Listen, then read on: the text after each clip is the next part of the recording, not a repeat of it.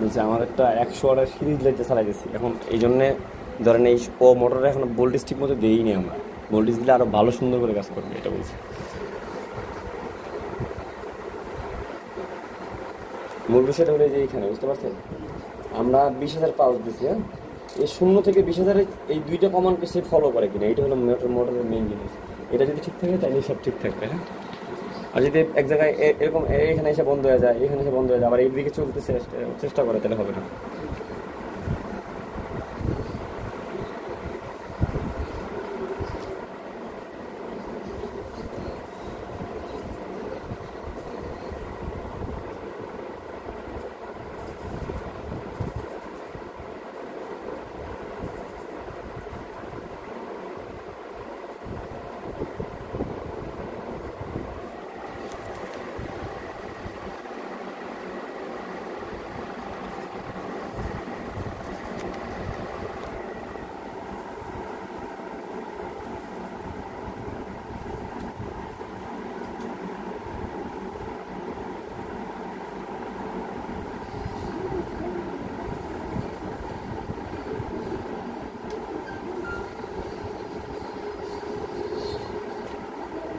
বন্ধ করে দিবে, হ্যাঁ।